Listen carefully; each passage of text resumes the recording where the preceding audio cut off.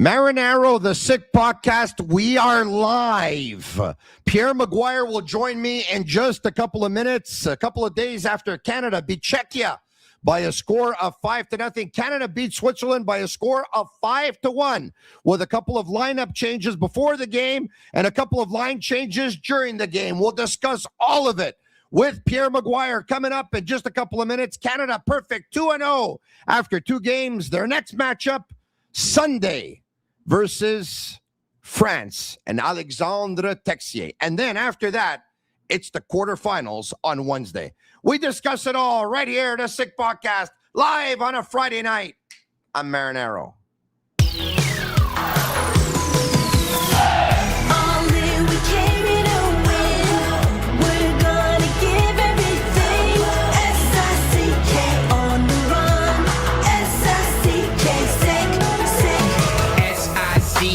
It's the sickest podcast. Tune in for the audio, or you can even watch back. Giving players all the props, or put them on blast. We don't give no hot takes, only talk facts. We're giving all our devotion, riding high on this wave of emotion. Going all out, yeah, cause this is our time. No, ain't no stopping us till we reach the finish line. All in, we came in to win. We're gonna give everything. S-I-C-K on the run. S-I-C-K, sick. On fire, we're ready to fight. We'll bring the house down tonight. S-I-C-K on the run. S-I-C-K, sick. Play it on the car ride, play it when you lounge. X and O, you know that we can hold it down. Shout out to my man Sammy, got it off the ground. And to all the listeners tuned in right now, got debates, analysis, and speculation. This is sports talk for the new generation. You know where to find us, got a reputation. Sick Podcast, your number one sports destination. Giving all our devotion, riding high on this wave of emotion. Going all out, yeah, cause this is our time. No, ain't no stopping us till we reach the finish line. All in, we came in to win. We're gonna give everything. S-I-C-K on the run.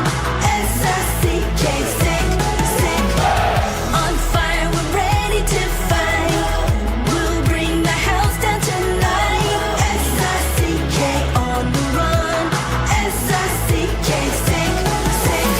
S-I-C-K, it's the sickest podcast. Tune in for the audio, or you can even watch back. Giving players all the props, or put them on blast. We don't give no hot takes, only talk back. S-I-C-K, S-I-C-K, S-I-C-K, S-I-C-K, S-I-C-K, S-I-C-K,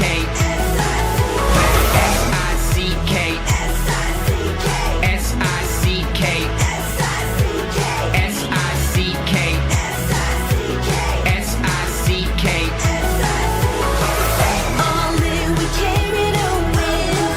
We're gonna give everything. S-I-C-K on the run. S-I-C-K, sick. Turn up your volume. Because you're about to listen to The Sick Podcast. With Tony Marinaro. 55 seconds left in the penalty, a minute and 27 seconds left in regulation time.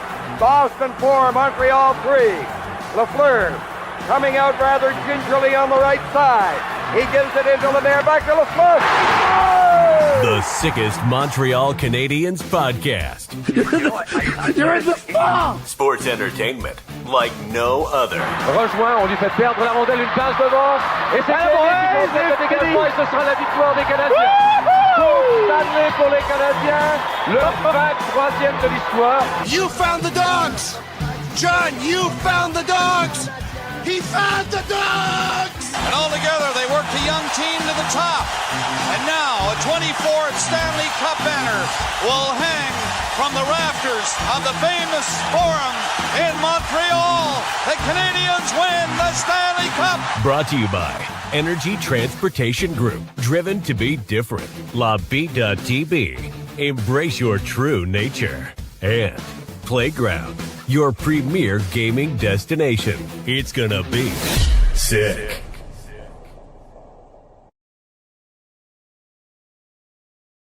YouTube, we're live on Facebook, Twitter. I don't know. When it wants to put us live, it does. And when it doesn't, it doesn't. I don't know what's going on. I just know that I'm not hacked. Not right now, anyway. Thank God. Been there, done that. By the way, the hacker struck again another member of the media earlier today, Sofiane Benzaza. Called me. He said, Tony, I've been hacked. What did you do? Just fill out the form and fill it out about 100 times a day and be as persistent as you can. That's pretty much all you can do. All right. Okay. Big game today. Big game. Of course, Canada versus Switzerland, their second game of the 2026 Winter Olympics of Milano Cortina, and Canada once again victorious, this time by a score of 5-1 after having won 5-0 a couple of days ago versus Czechia. 5-1 was the final score today. Pierre McGuire to talk about it. Let's bring him on right now. The McGuire Report. Presented by Vago Italian. All right, okay. If I'm probably having some difficulty, and I hope it's much better now. Are we okay? Someone give me the thumbs up if we are. But anyway, okay. Thank you, Shane. Thank you, Pierre McGuire. Okay, good. We had to figure it out. Pierre McGuire brought to you by Restaurant Vago Italian. Open 23 years, longevity. Not many restaurants open that long. Private dining rooms for any occasion, birthdays, engagements, corporate meetings. Plenty of free parking after 6. Open Monday to Saturday evenings and lunch Tuesday to Friday. Fresh quality ingredients. World Italian classics and new Italian. Come see Tommaso, the most popular man in West Town, at the front of the house, and his partner Angelo at the back of the house. Could you imagine what tomorrow night, Saturday night in Westmount will be? Happy Valentine's to everyone out there. Tomorrow night should be a little bit extra special at Restaurant Vago Italian, but they make every night feel like Valentine's, but tomorrow should be something. Pierre, how are you? I'm excellent, Tony. How you doing? Extremely well. Not often that you and I go live on a Friday night, but here we are, Pierre. Pierre, you know, I was on a couple of radio stations yesterday, television, podcasting, and much of the talk was, if it ain't broke, don't fix it. And I said, I completely disagree. Every now and then I'm right, Pierre. And they looked at me and they said, what are you talking about? And I said, listen,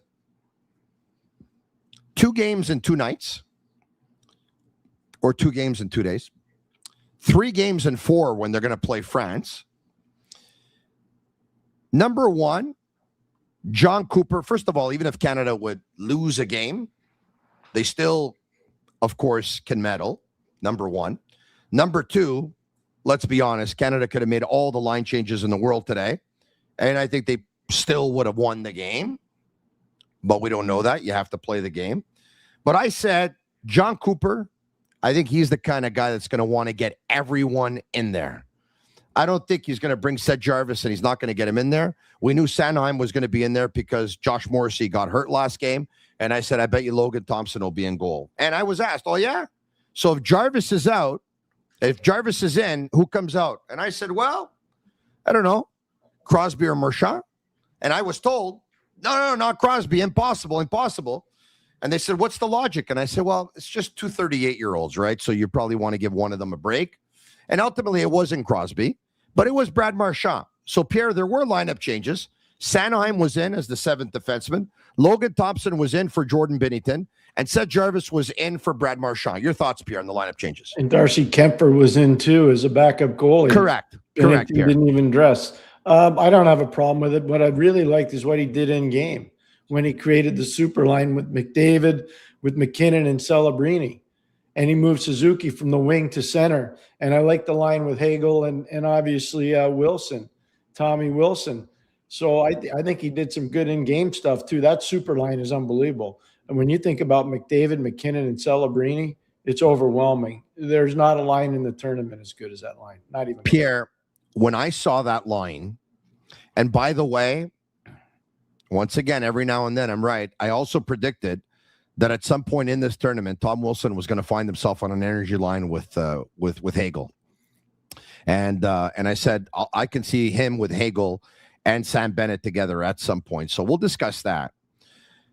You remember there was much talk about Canada having a closed-door practice? a couple of days ago, and members of the media that were there were like, why did they do that? Well, Pierre, I think they did that because there's a few things that they want to hide from members of the media that they don't want out there. And I think that Jon Cooper is hiding a couple of jokers. And at one point, he's going to use them in a game. I'm wondering if putting McDavid, Celebrini, and McKinnon together when he wanted to put it in fifth gear and take off and run away with the game, I'm wondering if it's one of the things that they practiced. Maybe. I mean, I don't see that being that big a deal, but maybe it could have been. I think it's more about power plays, face-off plays, and penalty kill schemes that they would hire. In terms of lines, I don't think that's really that big a deal. Okay. But he made this as an in-game adjustment. He didn't start the game that way. Tommy Wilson started the game with Celebrini and McDavid.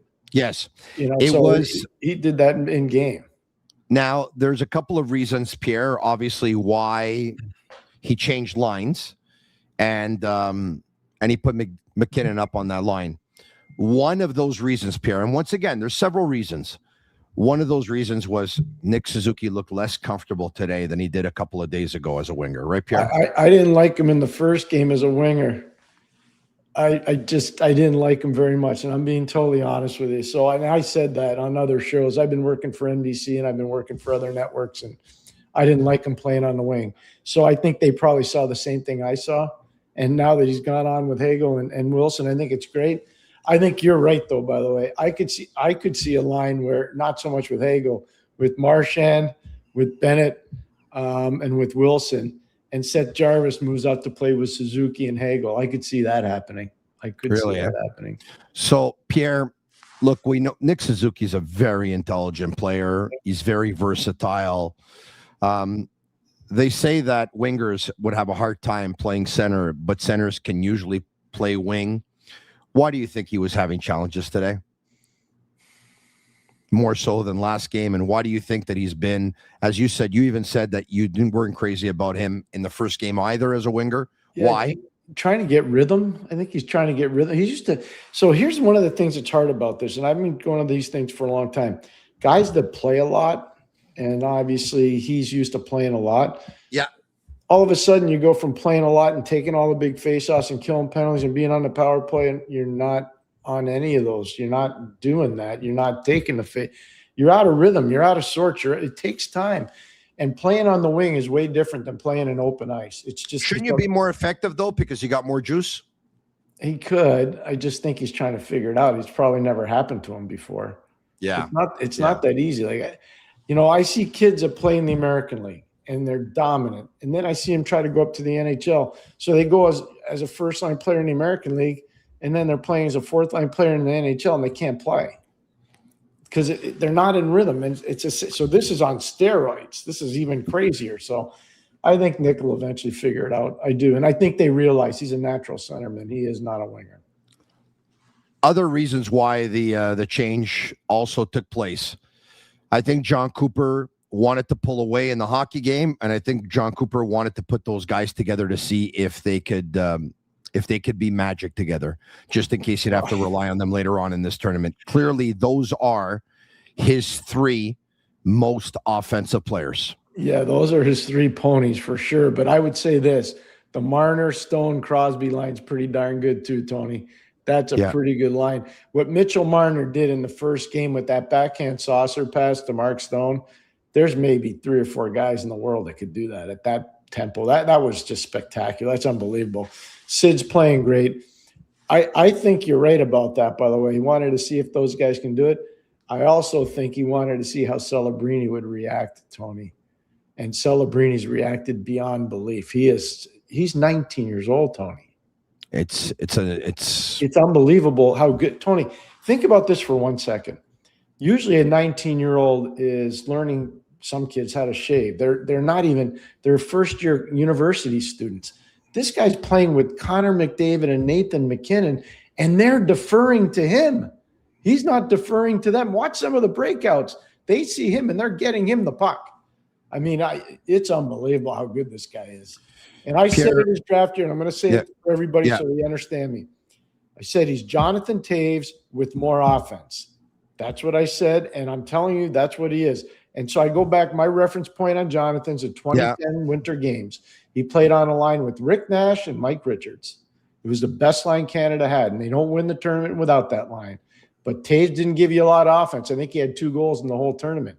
Celebrini's already got 2 goals in 2 games. I value your opinion a lot, and I think it's safe to say that you can, you know a lot more about what kind of players compared to other players. But beauty is in the eye of the beholder, and everyone has it. I see Crosby. I think Macklin Celebrini is the closest thing that we've seen to Sidney Crosby because of his maturity at a young age, because of his composure at a young age, because of his poise, because of his constant work ethic just to trying to master things and get better at them. A guy who's always first one on the ice, a guy who's always last one off the ice. You know that because you've talked to us about the stories of when he was at Boston University, of course, and he and Lane Hudson would jump on the ice before everyone else, and he and Lane Hudson would be on the ice after everyone else. There's a video that's made the rounds on social media of him just doing overtime, deflecting pucks, and last game versus Czechia, obviously he deflected that puck. His 200-foot play, his commitment, his leadership, his game-breaking ability, the fact that he always comes through under pressure. And I know Jonathan Taves did as well, Pierre. Obviously, he won 3 Stanley Cups, and boy, oh boy, was he huge for Team Canada at the World Juniors in that shootout. But I see more Crosby, Pierre.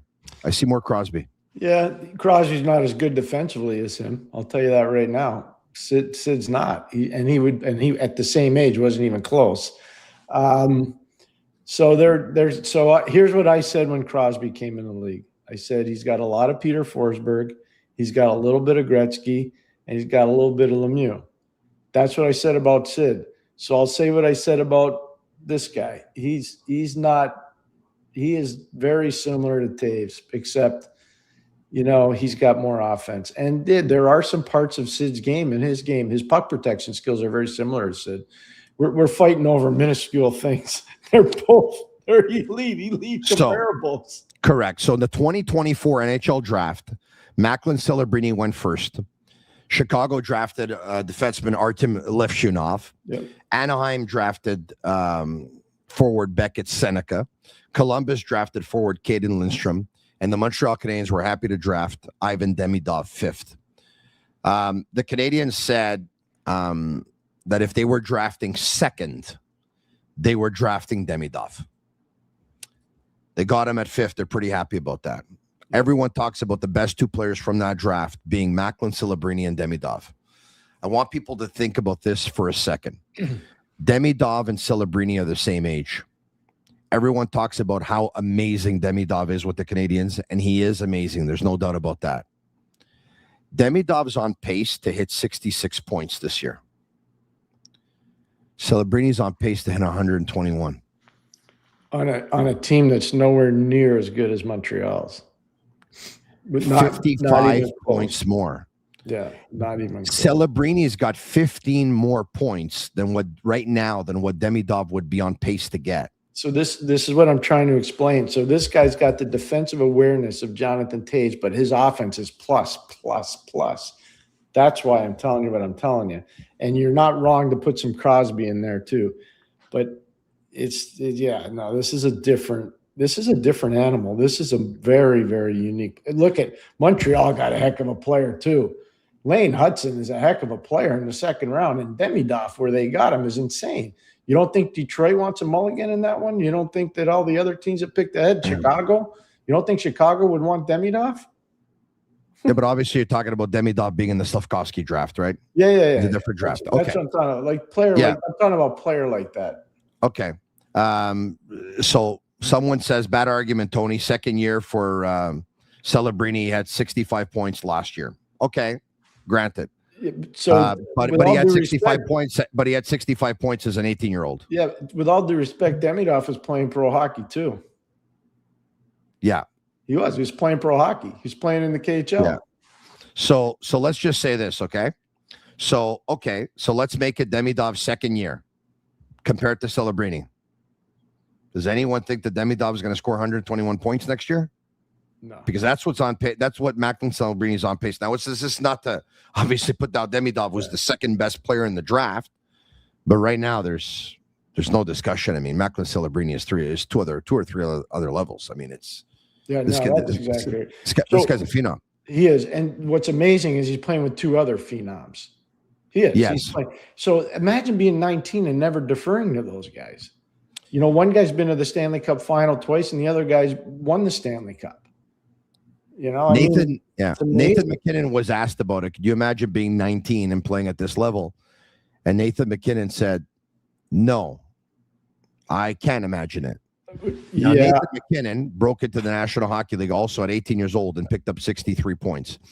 As a 19-year-old, Nathan MacKinnon had 38 points in 64 games. In his third season as a 20-year-old, MacKinnon had 52 points. In his fourth season as a 21-year-old, MacKinnon had 53 points.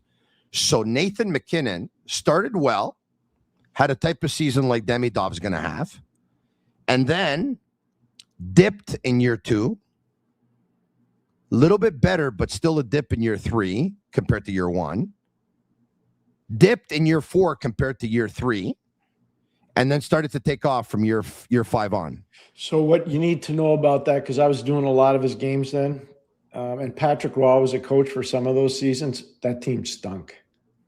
That team was really bad. Go look at some of the names on the rosters. Like he had no help. And I won't even tell you some of the players couldn't wait to get traded out of there. That's how bad it was. It was unbelievably unhealthy there. It really was. Bobby says, guys, I want to talk about Team Canada's defense. We've only given up 2 goals, but I don't think they scare anyone. I'm really worried. That's the only negative thing I can report about their team. I worry about their puck moving without Josh Morrissey. I was glad you brought his name up today. I think that some of their gaps are really bad in the neutral zone because some of them just can't turn. They're protected by systems that they play in when they're playing with their big teams. And I can't stand some of the communication.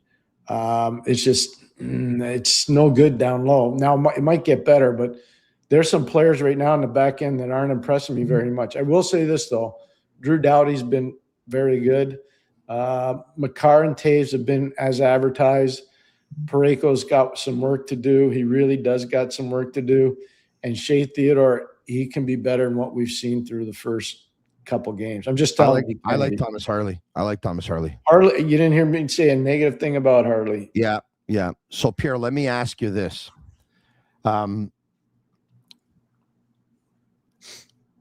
It's only 2 games in, but are there other defensemen that were left at home that you're thinking about right now? And I know it won't change anything, but for the sake of discussion here. The one thing, and I think I've said would Mike Matheson have looked out of place on this team? No, not at all. He would not have looked out of place. No. So you think he's at a better level than Shea Theodore right now? Shea's not playing well right now. I brought his name up to you. He's not playing well. So, I mean, there are other guys that you would look at, but here's the biggest thing. Michael would have been good, but again, there's a rhythm thing that I think they look at this, and I would look at it. He's used to playing 24 to 28 minutes a game, Mike Matheson. He's not going to play that in this. He'd be looking at 14 to 16 minutes a game. And I just don't know if he can do that for him. But Mike Matheson's used to going up against first-line players on the other team. If you put him on a third pairing, he's going up against third-liners or fourth-liners on the other team. This is third or fourth-liners in the highest level. This is the biggest thing that people don't understand until you're going to have the opportunity to be there. Yeah. You're going to see. Hey, I bought my ticket for the game versus France. Well, you know what? They're not going to be as easy to beat as everybody thinks. Italy and France have been unbelievably difficult to play against. Those 2 countries should be so proud. I bought that a couple of hours ago, Pierre. Guess how much that cost me? Probably a little over $500. $518 Canadian. Bingo. Yeah. Yeah. The cost price for that ticket is 190 euros a ticket. But I had to pay a little bit of a premium to get that ticket. So I thought about it. I'm like, Canada, France. I mean, they're going to win by 8 goals. But then I said, you know what? I'm at the Olympics. Yeah. I'm going to an event every single day. I'm arriving on Sunday. And on Sunday, I could walk around the city, right? And I could take in a couple of cafes and I could take in a couple of whatever. I want to go to another event while I'm there. And as you know, of course, anything that's skiing, bobsledding, tobogganing, all that's snowboarding and all that cross, it's all up in the mountains at Cortina, and that's 400 and something kilometers away. It's not around the block, trust me. I'm not going there. So I'm staying in Milan, where basically in Milan they have speed skating, figure skating, and men and women's hockey. I would want to go to the speed skating because that's my favorite thing. When I'm going Monday morning. So here's my only advice to you, and I'll cease. You want to hang either with the Canadians or the Dutch. The Dutch fans are unbelievable. They are unbelievable. I know how passionate you are about soccer, and I know you love going to your football games, whatever you want to call them. Yeah. You go hang out with the Dutchies at figure or speed skating, and you'll be blown away. Yeah. You'll be blown away. Speaking of soccer, there's a decision to make right now. Next week, Saturday, is bronze medal games, which I don't have tickets for.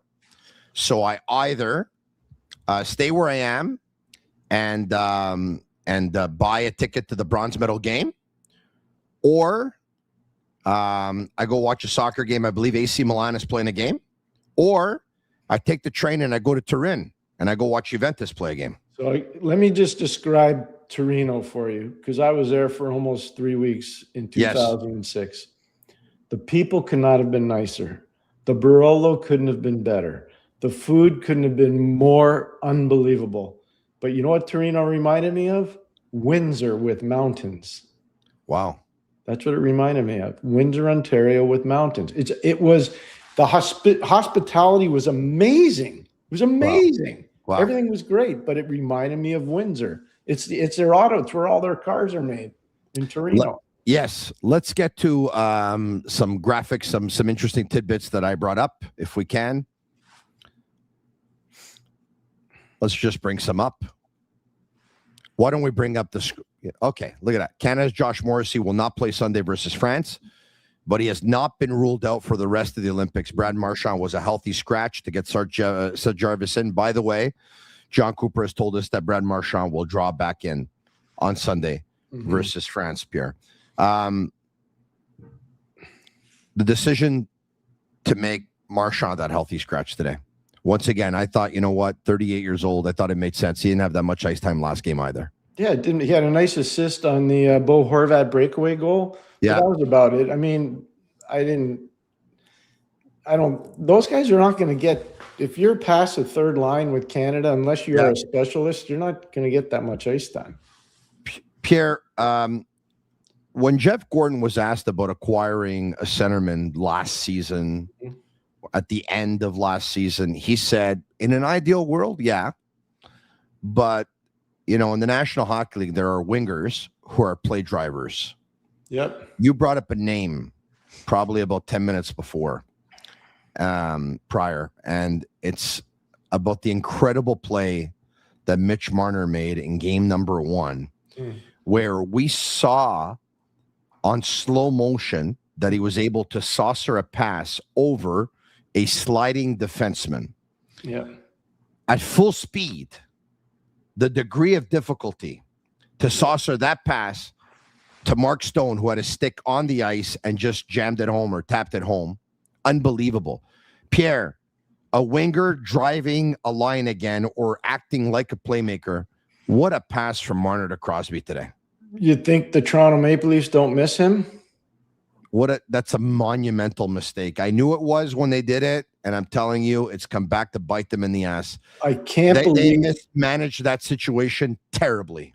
I can't believe they got bullied into it by their fans. I can't believe they got bullied into it by their media, and they actually took the bait. They took the bait. Upper management took the bait there, and now they've given up probably a top 15 player in the entire league. For all that media. It's unbelievable. Those members of the media that said that Marner's not a winner, that Marner's not a gamer, that Marner's like this in the locker room, that they're never going to win with Marner. Where are they now? They were very vocal in the last couple of years, they were very vocal on radio. They were very vocal on television. They were very vocal on podcasts. I'm sure they expressed their opinions to members of the Toronto Maple Leafs brass, probably by text message, whispering in their ear, maybe over a beverage. Where are they now to say, you know what? I was wrong. They did a character assassination of that kid. They did. They absolutely did. They did one on the family too and the agent. Absolutely. I never agreed with that. I couldn't believe they were doing that. And I've said it on this show and I've said it on countless other shows. They got bullied into this and they took the bait. The best part is they said he wasn't a gamer and he couldn't win after the Four Nations face-off. How could you score a goal in overtime for your country versus Sweden and then be one of the three best players or three or four best players? I mean, correct me if I'm wrong, but in the final game, it was Mitch Marner who set up Connor McDavid for that overtime winner, of course, at the Four Nations face-off. But correct me if I'm wrong. Canada's best players in that game were Sam Bennett, Mitch Marner, and Jordan Binnington. No, I'm not going to correct you at all because I agree with you. Not going to correct you at all. So how could people say after that the guy's not a gamer and the guy's not a winner? It doesn't make sense. So they misread the room. They had a 2-0 lead over the Florida Panthers, and they were leading 3-1 in Game 3 in Florida. And they eventually lost the game. They lost their starting goalie, and they lost the series. That's not on Mitch Marner. And they kept saying it was on Mitch Marner. It wasn't on Mitch Marner. The defense wasn't good enough. The goaltending wasn't good enough, and the depth players weren't good enough. That's what happened. Florida was deeper than them. Think about A.J. Greer as a fourth-line player. Tomas Nosek is a fourth-line paid player. Jonah Gadjevich is a fourth-line player. Think about Anton Lundell, how well he played, with Luosterainen. Like, you go down the line, it's just crazy. They didn't have the depth, and they blamed Marner for all that. It was really wrong. Marner's going to have a great Olympics, and who knows, maybe Canada wins. Some are saying here, yeah, but Marner was 3-on-3 last year at the Four Nations face-off when he did his damage. How about the damage that he's doing 5-on-5 this year in the Olympics? Well, guess what? The Olympics are going to be 3-on-3 too if you get to overtime. Yeah. That's why I wanted Cole Caulfield to go. Yeah. Talk to me about Mark Stone. Here's a guy that in his draft year, if memory serves me well, I think he ended up being drafted in the 6th round. Yeah. Middle round pick, late round pick. The year of his draft year, I think he had like 38 points or something. Mm-hmm. I spoke to a scout who admitted to me that he never thought that Mark Stone was going to end up having a good NHL career because he said he skated like a penguin. He said there are a lot of people that said that was the downer on him, 100%. How good do you have to be to not be a great skater and have carved out the kind of career that he's carved out? Talk to us about some of the things, Pierre, that he does that maybe go unnoticed to the naked eye. He's got one of the strongest sticks in the league. When the puck hits his stick, it stays on his stick. When he wants it to get off, it gets it off quick. His board play is phenomenal. His hockey sense, his ability to process the game. Like, he knew where to go when Marner had the puck coming down the wing. And he knows he presents a target with his stick where he's able to get pucks and just release. He reminds me a lot of a skilled Timmy Kerr. I coached Timmy Kerr in his last NHL game, and Mark Stone's very similar. The difference is everybody knocks Stone skating. Did you see the breakaway he had today? His skating's okay. It's not pretty. He doesn't look fluid, but it's powerful. Mark Stone's a really good player, and I can tell you this. When I worked in Ottawa, there was no way they got the proper compensation when they traded Mark Stone to Vegas. And I wasn't there for that, but I saw what they did get for it, and it was not the proper compensation. You talked about him being a strong skater. Every time I see like Connor McDavid obviously flies on the ice, like he leaves fire on the ice. Yeah. Nathan McKinnon carves up the ice. He chews it. Like every time like he steps into the ice, he takes strides. I feel the ice in pain. He's the most powerful player in the world. Connor McDavid might be the best player in the world, but Nathan McKinnon is the most powerful player in the world. He's powerful with the puck. He's powerful with his feet. He's powerful with his hitting. He's powerful with his opinion. He's very strong as a leader. Some of the things he says on the bench are amazingly powerful because they're descriptive and they're hard hitting. And if you don't bring your A game and he's there, he's going to let you have it. And so you may not like it, but that's just how he leads. And he leads by example. He's the hardest worker every single day. Could you imagine he and Crosby are best friends and they push each other all the time to get better? It's amazing to see their relationship. It really is. So let's talk about Connor McDavid now. Pierre, for those who are watching and are saying, well, I hope Canada wins gold, and you talked about if ultimately the one thing that you're a little bit concerned about is their defense and their ability to move the puck, certain defensemen's ability to move the puck. A couple of defensemen, in your opinion, are struggling right now, Shea Theodore being one of them. If you want to be positive, Pierre, Connor McDavid looks like he's on a mission. Oh, he's on a mission. How about some of the physicality? These are things we don't ever see in Edmonton. The physicality from his game is overwhelming. The pace at which he's playing is phenomenal. The playmaking skills have always been apparent. And now he's added this other dimension called a shot. He's shooting the puck unbelievably hard and very precise. So you put it all together, that this is a dynamic human and it's an amazing player. And again, this team is set to really go deep. Where does this come from, though, Pierre? Like these huge hits in these two games. Like you don't see it with the Oilers either, Pierre. No, he wants to prove a point, right? He wants to prove a point. He wants to win. So here's the thing. Like I remember this, Tony, and it's just a story that's personal, but I want to share it. We were Scotty Bowman, the late Bob Johnson, and I were walking to the rink from the Marriott Hotel in Minnesota back in the day. And it was like a football atmosphere. It was before Game 6. And we were talking about how cool it was that everybody was out tailgating, and it was kind of a neat deal. And I said to both of them, who are my mentors, I said, I could never imagine going this deep and then losing. We're going to win tonight. And Scotty goes, yeah, we're going to win tonight. And Badger goes, yeah, we're going to win tonight. And then Scotty goes, you know how I know we're going to win tonight? I said, I have no idea. He goes, because the first 3 times I went to the Stanley Cup final, my team lost. And it's amazingly painful. And you know, when your team's not going to win, you kind of know. You kind of know.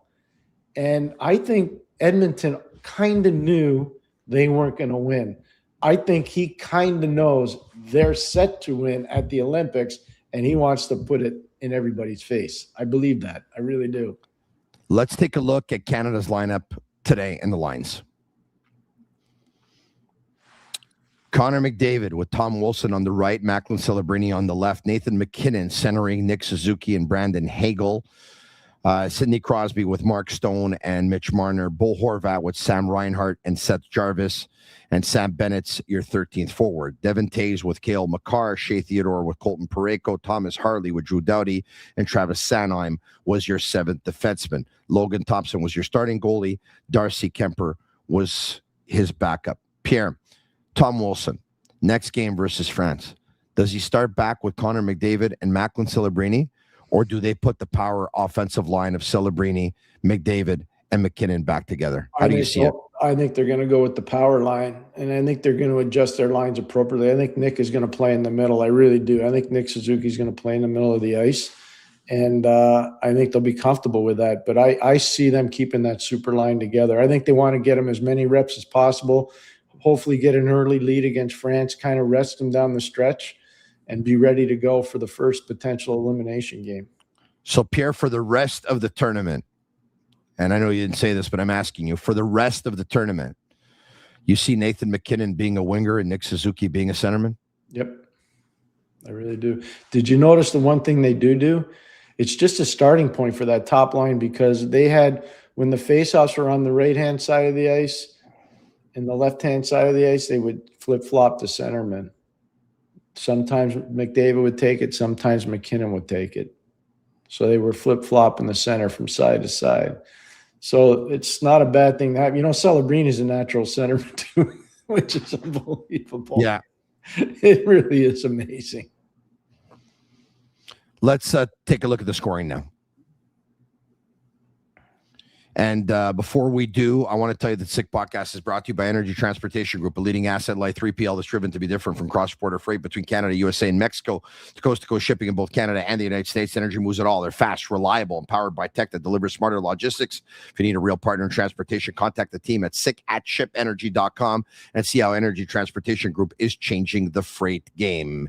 It's hockey night at Playground. As if watching hockey wasn't thrilling enough, now every goal means more action on the felt. Before the puck drops, every poker table is randomly assigned the player from the Montreal team. And when your player scores, boom, Playground splashes the next pot with up to $200 in chips.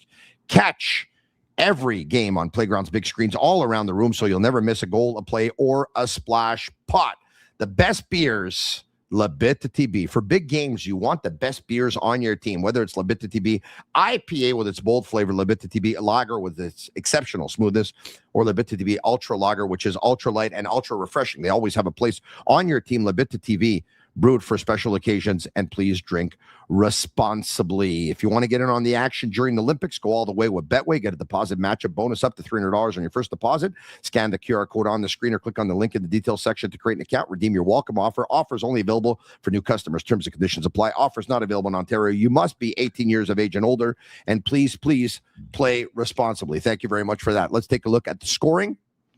Connor McDavid, 5:45 into period number 1 on a power play, assisted by Nathan McKinnon and Cale Makar.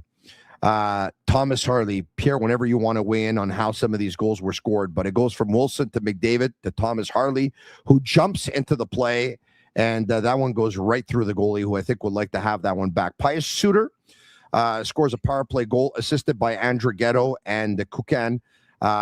The shot goes off of Logan Thompson, who gets a glove on it, ends up hitting the crossbar, lays there for Pius Suter. He narrows the lead to 2-1. So 3 goals scored total in period number 1. Look at that, Sven Andrighetto. There's the name of the pass. Second period, Macklin Celebrini from Nathan McKinnon, Pierre, who finds Macklin in the slot. What a finish. Catch and release. It was a great finish. It was a great pass, and it's, again, part of that super line combination. It's going to be lethal to play against. Third period, McCarr to Marner, whose shot pass finds Sidney Crosby, who just redirects it. Nice to see Sid get on the board. What a great play by Mitchell Marner, though. Do you see that pass? He easily could have shot that puck. That's a slap pass all the way right to Crosby. Yeah, amazing. And, of course, McKinnon assisted by McDavid and Celebrini. How about Celebrini on that one? How about Celebrini on that one, Tony? On the forecheck? Yeah, fantastic. 1 for 3 on the power play for both teams. Canada outshoots Switzerland 39-25. Let's take a look at the rest of the scores today. All right. Slovakia beat Italy by a score of 3-2. The Italians I got to tell you, they're working. They're working. Tough. An assist in that one for Juraj Slafkovsky. Czechia wins 6-3 over France. Texier does not get on the board there. Canada, of course, 5-1 over Switzerland. And Finland 4-1 over Sweden. Pierre Lebrun tweeted something like this earlier today. He said, for those of you who are hockey fans, if you've never had a chance to watch a Finland versus Sweden game, you got to go. It's something. Pierre, I know you've watched a few in your day. I've been at a lot of them. They're spectacular. Sweden's got a coaching issue. They really do. They got a coaching issue. I do not understand what they're trying to do with their group. They look like a beaten down group. They were life and death to beat France. I know they had 60 shots on goal, but they were life and death. They got an issue. To beat Italy, that is. Italy. I'm sorry, Yeah. Italy. They got issues, Tony. I'm just telling you. Mind you, Pierre, they had 8,000 shots on Italy. I mean, 60. They had 60 shots. Yeah. I know, but it doesn't matter. I mean, they should have 60 shots. I watched them play against their rival today. They did not play like it was a rivalry game. I was really not impressed by the way they played. And it looked like Philip Broberg. I don't know if you have a report on that. Yeah. It looked like Philip Broberg got hurt probably in the second period of that game with a shoulder. He got reefed pretty good. And who's the player that impresses me the most on that Sweden team? Lucas Raymond. At the forward position, yes. And on defense, Rasmus Dahlin. Rasmus Dahlin is outstanding. What I don't understand, Rasmus Andersson is playing, with Victor Hedman. Yes. And all the times I've seen Sweden play in elite competition, it's Victor Hedman and Erik Karlsson. And I don't know what they're doing. Like I'm watching all these different permutations. You mean to tell me that Well, Philip because Forsberg, they're putting Hedman out there against the matchups, and they trust Rasmus Anderson's game more than Erik Karlsson's. I'm just telling you, they got a coaching issue. You mean to tell me that Ricard Raquel is a better player than Philip Forsberg? No chance. Come on. Well, look No at chance. the time on ice. Yeah. It's ridiculous. I know they don't have Leo Carlsson. I know they don't have Jonas Brodin, and maybe that would change some of their decision making. But I don't like the way they're running their team. And I'm a huge fan of Swedish hockey. I've been watching Swedish hockey for a long time. I drafted some pretty good Swedish players, one of them being Marcus Naslund. I don't get it. I just don't get it. All right. Okay. Let's take a look at what the schedule is going to look like tomorrow, Pierre. Slovakia versus Sweden, Latvia versus Germany, Italy versus Finland, Denmark versus the United States. And on Sunday, Czechia versus Switzerland, France versus Canada at 10:40 a.m. Eastern, 4:40 p.m. Italy time, Latvia versus Denmark, and Germany versus the United States. So Canada played 2 games in the last 2 days. They'll have a break tomorrow. Germany will play, United States, will play tomorrow, and they'll play Sunday. They'll play their 2 games in 2 days like that. And then it's going to be off to the quarterfinals, Pierre. It's going to happen that fast. The quarterfinals will go on Wednesday. Oh, yeah, no, it happens fast now. They say it's a fast tournament for a reason. I've been at it a lot. And if you lose your train of thought or you lose a little bit of your mojo, you lose in the tournament fast. You are knocked out fast. It's amazing how fast it goes. Pierre, the teams that have impressed you the most, if the quarters would start tomorrow, we're only a couple of games in, who do you see as those 3 teams that have the best chance of getting a medal?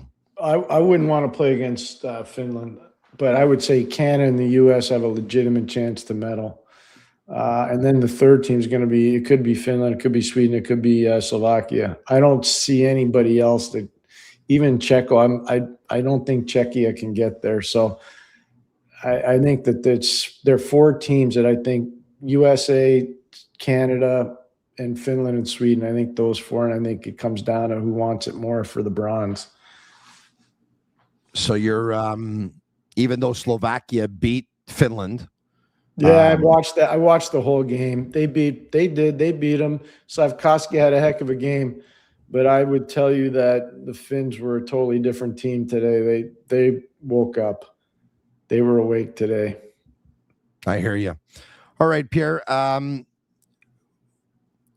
Logan Thompson. I didn't like his catch and glove today, and I didn't like his rebound control to start the game. I don't think he'll be the starting goalie, and I think it's pretty documented now that Binnington's going to carry the ball. I think you're right, Pierre. I think you're right. There was something that was pretty cool yesterday. I think it was Andy Strickland that reported it, that when Tampa Bay played St. Louis a couple of weeks ago, Jon Cooper invited Jordan Binnington to the hotel that Tampa Bay were staying at, and they had a Guinness or 2, and they had a discussion, and Cooper basically told them that he was going to give him the opportunity, Pierre, to be that guy. Yeah. And he gave him the opportunity to be that guy, Pierre. I think that's fantastic by John. John's so good at that. He creates roles for players and makes them believe in themselves. I think that's a big part of his success as a coach. I know the hotel where they were. There are not a lot of those hotels available in the St. Louis area. Yeah. It's a very nice hotel, and the lounge they were in is a very nice lounge. And I'm sure they found a place to hide. So I'm not surprised they met there. It's a good spot. What a coach he is, though, Pierre? He's a good coach because he understands his strengths and weaknesses as a coach. He's not a brilliant tactician. What he is he's a very good motivator of men. He knows how to sell a plan. He knows how to deal with the media. And more than anything else, he knows how to create trust amongst his staff and with his players. It's a huge part of being successful in this league. Huge part of it. He knows how to manage people, and he knows how to lead them, Pierre? He really does. Okay. Can you talk to us about, Pierre, before we let you go? You know, no one talks about the assistant coaches, but talk to us about what you think they bring to the table, Pierre, for Canada. Canada's been in a very... Pete DeBoer, Rick Tocchet, and Bruce Cassidy. Yeah, but let's start with Pete. Pete hasn't coached a game since Dallas was eliminated last year. So what he did this whole year, he was totally energized. He was totally fresh. And he was out watching teams. He was out watching players. He was compiling intel and information on different players from different countries. So he created a report. I'll never forget it going into the 02 Olympics and going into the 10 Olympics. Ken Hitchcock would call around, and one of the guys he would call would be me. And he would ask different questions about different teams. Canada's really good at that. They really do a good job gathering information on different players and different coaches and different strategies. So that's what Pete did. Rick Tocchet, one of the guys, and I think you probably saw it yesterday, he's really tight with Sidney Crosby. Yeah. He had a lot of success with Sid. He won 2 Stanley Cups with Sid in 16 and 17, and he spent a lot of time working with him. So he kind of works with the forwards in terms of development and how they want to create offense. Rick's really good at that. Bruce Cassidy, he's more of a defenseman. He was a first-round pick, Chicago Blackhawks. His career never took off because of a knee injury, but he's a tremendous coach, and he has passion and energy, and he can communicate really well, and he understands the trials and tribulations of being a head coach. And then you go to Johnny Cooper. He's like you said, he motivates people. He earns their trust. He understands how to create roles for players. It's a really strong staff. It's a tremendous staff. Pierre, thanks for doing this on a Friday night, and I look forward to talking to you again. Hopefully we can do it when I'm going to be in Milan. Molto bene, Tony. Molto bene. Molto bene, molto bene. So I think the plan is, of course, Shane Gaumont is going to take over, of course, on the English show. For those who missed it, I'm going to be going to Milan. I'm going this weekend. Matt O'Hayan is going as well from the Sick Podcast. And, he took the decision to go a couple of days ago, which was pretty cool. And so we're going to go over there. We're not going as members of the media. We're actually going kind of as fans, where we got tickets to go to a lot of the events and to the games. But we're bringing all of our equipment, and we're going to do our best to get some exclusive coverage that you're probably not going to see elsewhere. I went out and I bought some really extra equipment today, like some really, really cool equipment. I think it's going to be a lot of fun. So once again, Shane Gaumont is going to take over with the English podcast. Eric Oziel will take over with the French podcast that go Monday to Friday at 10 a.m. But I'll be collaborating on some of those French podcasts, and I'll be collaborating on some of the English ones, and I'll probably be hosting, most likely be hosting if all goes well, if technically we hold up and we got a stable internet and Wi-Fi. I'll probably be hosting after the quarterfinal game on Wednesday. And so I'll go to the game, and then I'll make my way over to the hotel and probably do it from there. If we can do it from the streets, if there's lighting, it would be cool. Probably won't be. It's going to be dark. And I'll do it on Friday as well. So I'll be hosting, I'll be collaborating, and we're going to have a lot of fun. And Pierre, I know that we'll be talking to you, I'm sure, after some of those big Canada games as well. You're the best teammate. I look forward to working with you, and I will be there when you need me. Thank you, Pierre McGuire. Travel well, sir. Take care. Thank you. Enjoy We'll it. try. Thank you very much. To everyone, I've read all your messages. Tony, will you wear the Slovakia jersey with number 20? I don't have a Slovakia jersey right now with number 20. No, I don't. Tony, be very careful with open Wi-Fi hotspots. We're going to do that too. Thank you very much. And trying to get a Canada. I don't have a Canada jersey. I'm trying to get a Canada jersey before I can actually make my way over there. I think it would be cool to have one. So we'll see if I can get one. And if I do, I'll let you know if I got one and where I got one. I think I'm better off buying one here than buying one over there. We'll talk to you again in a couple of days, and I hope you can follow me, of course, on all my social media channels. It's official Tony Marinaro on Instagram, and it is Tony Marinaro on Twitter. And, of course, follow us on all social media platforms for the Sick Podcast. And we're going to be trying to put up as much content as possible. Am I sitting at the front of the plane? No. Front of the plane would be first class, and unfortunately, I'm not first class. But hopefully, I bump into somebody tomorrow at the airport who says, "Hey, I love you and your work so much. Where are you sitting?" Economy. You know what? We have an extra seat in first class. What do you think? Oh, that, I don't want to impose, but that would be so nice of you. But by all means, I know it would be difficult and stuff like that. But if you could pull it off, I mean, it would be so appreciated and so unbelievable. That would be nice. That usually doesn't happen to me. Actually, it never does. Thanks for watching, everyone, on this Friday night. Very much appreciate it. Ciao for now. It is the Sick Podcast. And that's a wrap. Hope you don't miss us too much until next time. Follow the Sick Podcast with Tony Marinaro on YouTube, Instagram, Facebook, Google Play, and Apple Podcasts. The Sick Podcast is brought to you by Energy Transportation Group, driven to be different. Tibi. Embrace your true nature. And Playground, your premier gaming destination.